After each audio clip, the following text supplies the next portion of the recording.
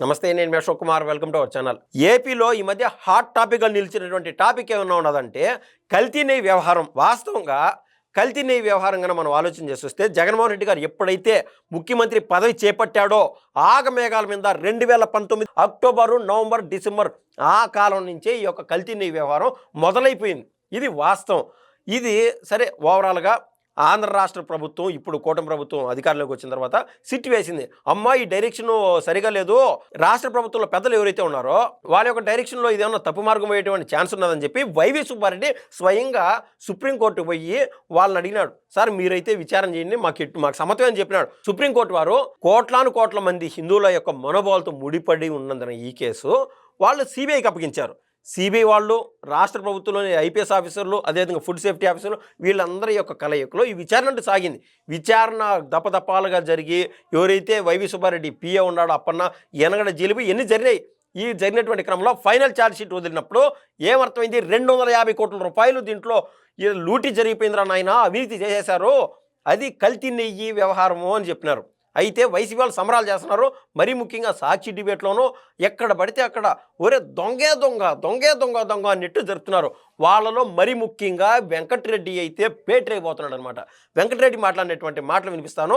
సాటి హిందూ బంధువులు ఎవరైనా ఉంటే దీంట్లో తప్పు ఈ మాదిరి టీడీపీ వాళ్ళు, జనసేన వాళ్ళు ఈ యొక్క కూటమి ప్రభుత్వం చేసిందని, లేదా వైసీపీ వాళ్ళు చేసినటువంటి పాపం ఇదని చెప్పి మీ మనసు ఏది చెప్తే అది ఈ వీడియో తర్వాత ఖచ్చితంగా కామెంట్ చేస్తారని నేనైతే కోరుతున్నాను.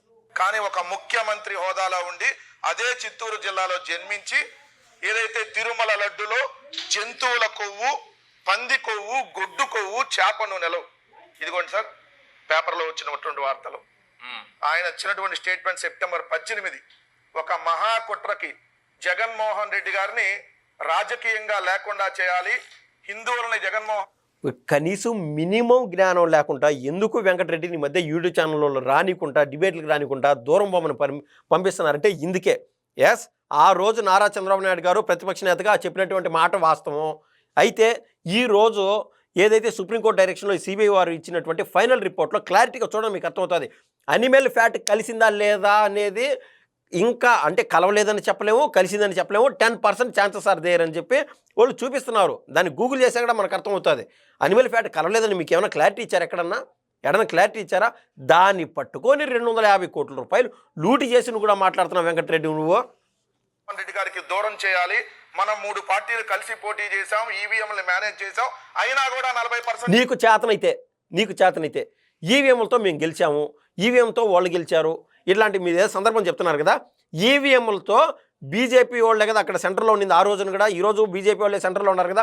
మీకు చేతనైతే బీజేపీ వాళ్ళకి ఎదురుగా ఏలెత్తి చూపించి మాట్లాడండి, మీకు చేతనైతే మాట్లాడండి. అది ఉండదు. మనం ఈరోజు డిబేట్ పిలిచారా, ఏదో ఒకటి రంగరించి వైభవించి ఏదో సొల్లు మాట్లాడేసామా, అయిపోయింది, దాంతో సరిపెట్టుకుందాం. ఈవీఎంలతో గెలిచేది అందరూ నాయన 150 సీట్లు మీరు ఆ రోజు గెలిచేప్పుడు ఎట్ట గెలిచారు? మీరు 150 సీట్లు ఎట్ట గెలిచారు? ఏ విధంగా గెలిచారు? జగన్మోహన్ రెడ్డి గారికి ఓట్లు వేశారు. సో ఏదో ఒక విధంగా ఆ 40% ఓట్లు కూడా రాకూడదు అనేటటువంటి ఒక మహాకుట్రకి తెరలేపి వెంకటేశ్వర స్వామి మీదే కుట్ర చేశాడు. ఎందుకంటే చంద్రబాబు నాయుడు గారు వెంకటేశ్వర స్వామి జగన్మోహన్ రెడ్డి గారి మీద కుట్ర చేయడానికి ప్రయత్నించి సరిపోయింది. ఇక్కడ అది డిబేట్ వచ్చి డైరెక్ట్గా మనోడు సాక్షిలోకి అర్థమవుతుంది. సాక్షి ఈశ్వరు ఈయన కాంబినేషన్ ఎట్టు ఉంటుందంటే అగ్నికి ఆజ్యం తోడైనట్టు ఉంటుంది అనమాట. ఈయన పక్కన ఉపిరేపులు పెడుతున్నాడు. అసలు జరిగిన లూటీ ఏంది, అసలు ఎన్ని కోట్లు జరిగింది, ఎవరు ఖాతా లేకపోయింది, మినిమం లాజిక్లా అసలు ఆ డబ్బులు ఎట్టపోయినాయి. ఇప్పుడు దాకా సిబిఐ ఈ కేసులో ఉండింది, ఇంకా ఈడీ ఎంటర్ అవుతుంది. అప్పుడు చూసుకోండి మీ కథ ఏందో. ఈడీ ఎంటర్ అవుతుంది. మీకు దాంతో సంబంధం లేకుండా సిబిఐని తప్పు చేశాడు, పవన్ కళ్యాణ్ తప్పు చేశాడు అని చెప్పి మీరు మాట్లాడడం ఒకటి. స్వామి మీద కుట్ర కేసాడు. ఎందుకంటే ఇంకా ఆయనకు ఆప్షన్స్ లేవు. మొన్న ఎలక్షన్స్ అన్ని వాడేశాడు. తల్లి, చెల్లి, బాబాయ్ మొత్తం వాడేశాడు. ఇంకేమున్నాయి? అన్ని దుష్ప్రచారాలు వాడేశాడు. జగన్మోహన్ రెడ్డి గారికి పంటి కింద రాయి మాదిరి ఎవరున్నా వైసీపీ కోసం పనిచేస్తున్నారా అంటే ఒక సాక్షి ఈశ్వరు, ఒక వెంకటరెడ్డి, ఒక ఆర్కే రోజా. కనీసం ఆ డిబేట్ ఉన్నది కదా, కింద పోయి కామెంట్లో చూస్తే అర్థమవుతుంది. మీకు క్లారిటీగా కామెంట్స్లో చూస్తే అర్థమవుతుంది. హిందూ బంధువులకి వాళ్ళు చేసినటువంటి ద్రోహం అంత ఆశామాషి కాదు. ఒరే రాజకీయంగా సోషల్ మీడియా చేత లేకొచ్చినది, ఎంత చైతన్యమై ఉన్నామో మనకు క్లారిటీగా వాళ్ళు ఇచ్చినటువంటి ఏదైతే ఫైనల్ ఛార్జ్ షీట్ ఉన్నదో మనకు తెలుస్తుంది. పూర్తి స్థాయిలో నెయ్యి లేకుండా లడ్డులు తయారు చేశారు రా స్వామి. 68 లక్షల కేజీల నెయ్యి ఏదైతే కల్తీ నెయ్యి తయారు చేశారో, డాల్డా వాడినారో, పామాయిల్ వాడినారో, రకరకాలటి వాడినారో, ఇంకా స్మెల్ రావడానికి, ఒక మంచి ఫ్లేవర్ రావడానికి ఏం కెమికల్స్ వాడినారో, ఇవన్నీ టెక్నికల్ పదాలన్నీ జోడించి క్లారిటీగా సిబిఐ వారు బయటపెట్టారు రిపోర్టు. స్వయంగా సుప్రీంకోర్టుకి అందించారు. సుప్రీంకోర్టు వాళ్ళు ఏమో ఊరికే ఉండరు కదా, 36 మంది పైచీలకు ఈ కేసులో అక్యూజులుగా చేర్చారు. దాంతో ఆగలా, ఇంక ఈడీ ఎంటర్ అవుతుంది. ఈ స్కామ్ చేసిన దానివల్ల డబ్బులు ఎవడు తిన్నాడు అనేది ఈడీ కూడా ఎంటర్ అవుతుంది. ఉండండి, ఇప్పుడుతో కాదు అది. ఈలోపు మీరు పండగలు చేయడం, పటాకులు పేల్చడం, సిబిఐని అదేవిధంగా పవన్ కళ్యాణ్ గారు మీరు అనడం తప్పు. దొంగ దొంగ దొంగ అంటే నాకు అర్థం కాలే ఇప్పుడు దాకా. ఏదైతే ల్యాండ్ టైటిలింగ్ యాక్ట్ అని అది ఇదని మొత్తం అన్ని వాడేసి ఇంకేం లేదు, ఆఖరికి దేవుడిని తీసుకొని వచ్చాడు చంద్రబాబు నాయుడు గారికి. ఇవాళ ఏంది ల్యాండ్ టైటిలింగ్ యాక్ట్? మీరు చేసింది తప్పు కదా. ఇప్పుడు నువ్వు కష్టపడిన సొమ్ము పైన ఎవడు ఫోటో నువ్వు వేసుకుంటే నీకు ఎట్టుంటుంది, మండదా? నిన్న మొన్న ఏదో ఒక మేము చూశాను అనమాట. ఒకటి ఎత్తుకోమ 20 రూపాయలు నోటు ఇచ్చాడు. ఆ నోటు పైన ఎవరైతే ఎత్తుకోమ ఇచ్చారో వాళ్ళ బొమ్మ ఉంటుంది. వాళ్ళేమో వైసీపీ వాళ్ళు. ఆ 20 రూపాయలకు పలానా టీం అంటే దీనిపై నీ ఫోటో ఉన్నది, ఇది నీ నోటు కాదు కదా అంటే, మన సాక్షిలోనే ఈశ్వర్ డిబేట్లోనే చూసాం కదా, పాస్ అయినటువంటి వ్యక్తి. దీనిపైన గాంధీ బొమ్మ ఉండదు, ఈ 20 రూపాయల పైన ఎవరిది అంటే నీ దగ్గర ఉన్నది కాబట్టి నీదే కదా అని ఈశ్వర్ అంటాడు. ఎస్ సార్, మీరు కరెక్ట్ లాజిక్లోకి వచ్చారు. ఈ నోటు నా దగ్గర ఉంటే నాది, ఈ నోటు మీ దగ్గర ఉంటే మీ నోటు అవుతుంది. జగన్మోహన్ రెడ్డి ఫేస్ ఉన్నంత మాత్రాన అది మీది కాకుండా పోతుందని చెప్పి ఆయన చెప్పడం. ఎవడో కష్టపడిన దానికి మీదని చెప్పుకోవడం ఏంది? ఎందుకంటే రాజకీయ జన్మనిచ్చినటువంటి రామారావు గారికి ఎలా వెన్నుపోటు పడిచాడో, అలిపిరి సాక్షిగా ఆయనకు పునర్జన్మనిచ్చినటువంటి ఆ వెంకటేశ్వర స్వామికి వెన్నుపోటు పడిచాడు. నాయన ప్రతి దాంట్లోనూ ఇంకా లక్ష్మీపార్వతి మ్యాటర్ ఎత్తుకుంటే నీలాంటి వాళ్ళకి 100 మందికి చెప్పాల్సి వస్తుంది. అయినా 100 పేజీలు రాయొచ్చు కథ అంతా. ఆ రోజున పార్టీని బతికించున్నాడు కాబట్టి, రామారావు గారు లేని సమయంలో కూడా, రామారావు గారు తదనంతరం జరిగినటువంటి ఎలక్షన్స్లో కూడా నారా చంద్రబాబు నాయుడు గారిని టీడీపీ యొక్క కార్యకర్తలు గెలిపించుకున్నారు. అది రామారావు గారు వేసినటువంటి పునాది యొక్క విలువ, అంత బలం దానికి అంత ఉండదు టీడీపీ పార్టీకి. అదే క్రమంలో ఈయన చెప్తున్నటువంటి మాట, పునర్జన్మనిచ్చినటువంటి వెంకటేశ్వర స్వామికి చంద్రబాబు నాయుడు గారు ఏదో చేస్తారంట. కానీ మినిమం లాజిక్ ఉండదు. నువ్వే చెప్తున్నావు పునర్జన్మ ఇచ్చినాడు వెంకటేశ్వర స్వామి అని చెప్పి. సతీ సమేతంగా ఎప్పుడు పడితే అప్పుడు అవకాశం దొరికినప్పుడల్లా అక్కడ పోయి పట్టు వస్త్రాలు దేవుడికి సమర్పించుకొని వస్తారు. మీరు మీ నాయకుడు ఏ రోజున సమర్పించారో దీనిపైన మాట్లాడండి. దీనిపైన మాట్లాడేటువంటి దమ్ముతోని నీ కాడ ఉండదు.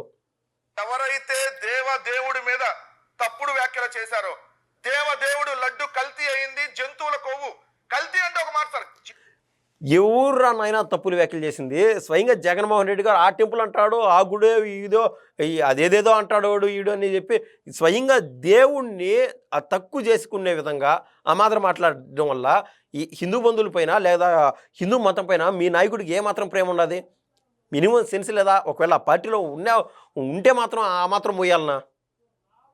జంతువుల కొవ్వు, పంది కొవ్వు, దాన్ని 1,00,000 లడ్డులు తయారు చేసి అయోధ్యకు పంపించాం. 2 కోట్ల పైచిలుకు లడ్లు కల్తీ నెయ్యితో తయారు చేశారు. అవునా కాదా? స్వయంగా సిబిఐ చెప్పింది కదరా నాయన, దానిపైన మాట్లాడరు. మన అపరాజిటిక్ సనాతన డ్రామా అన్న వాళ్ళకి మరి ఈరోజు మెట్లు కడుగుతారా, లేదంటే ఆ గుడి దగ్గర ఉన్న బాత్రూమ్లు కడుగుతారా కూడా సమాధానం చెప్పాలి వాళ్ళు. సిగ్గు శరమన్నా ఉంటే ఇంకా నువ్వు అన్నావు కాబట్టి అంటున్నాను. మీ నాయకుడు యొక్క సతీమణి ఎవరైతే ఉన్నారో ఆ తిరుమల లడ్డు చేతికి ఇచ్చినప్పుడు ఎందుకులే ఆ టిష్యూ పేపర్లో చుట్టి పక్కన డస్ట్బిన్లో పారేశారు. ఎంత అసహ్యం రా! ఏం మాట్లాడుతున్నావురా? ఇప్పుడు మీ నాయకుడిని రేపో మొన్నాడో జైలుకి కనబోతే అక్కడ ఏ బాత్రూంలో కడగమంటావు? అనొచ్చా? ఏమన్నా అనొచ్చా?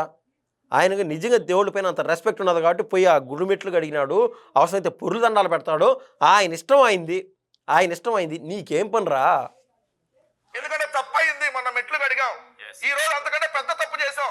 ఆ రిపోర్ట్ నాకు అర్థం కానటువంటి విషయం ఏంటంటే, వీళ్ళు మీరు దొంగలు రా అని చెప్పిన తర్వాత వీళ్ళు డిబేట్లు పెట్టడం, వీడు ఒక కోట్ వేసుకొని సాక్షి చేసాడు అనేటువంటి వ్యక్తి వీడు డిబేట్లు రన్ చేయడము అర్థమే కాదు అసలు. నాకు అసలు నిజంగానే సిబిఐ వాళ్ళు క్లారిటీగా చెప్పినారు, వైసీపీ వాళ్ళు 250 కోట్లు లూటీ చేసేశారని చెప్పి, దాంట్లో పామాయిలు, డాల్డా, చెడ్డా మంచి అన్నీ వాడేశారు అని చెప్తున్నారు. ఇంత తెలిసినా కూడా మీరు ఎందుకు అసలు డిబేట్లు పెట్టి దీన్ని అవతల పార్టీ పైన వేద్దాం? ఎట్లుండదంటే అవతల మన పైకి రాకుండా యువతలో వేసి పారేసేయాలని చెప్పి. అంటే సమాజంలోకి నిజాలు చొచ్చుకొని పోకూడదు, దానివల్ల ఓట్లు ఇంపాక్ట్ కాకూడదు. మీరు చేసిన పాపం, మీరు చేసినటువంటి ద్రోహం దేవదేవుడైనటువంటి వెంకటేశ్వర స్వామి చూస్తూనే ఉన్నాడు, మీకు తగిన శాస్తి చేస్తాడు. నువ్వు బాత్రూమ్లు కడుక్కోవడానికి రెడీగా ఉండు. నీకంత సీన్లే తగినే నేను ఆ కబ్జాలోనూ ఈ కబ్జాలోనూ ఆడ డబ్బులు కోట్లను కోట్లు కొట్టేసేదానికి జగన్మోహన్ రెడ్డి గారు నిన్ను ఆ స్థాయిలో ఏం పెట్టుకోలేదు. నీకంత సీన్ లేదు. నువ్వు కేవలం ఆడ పనిచేసేటువంటి కుక్క తప్ప మరొకటి కాదు అని చెప్పి వెంకటరెడ్డికి నేనైతే విన్నవించుకుంటున్నాను. ధన్యవాదాలు.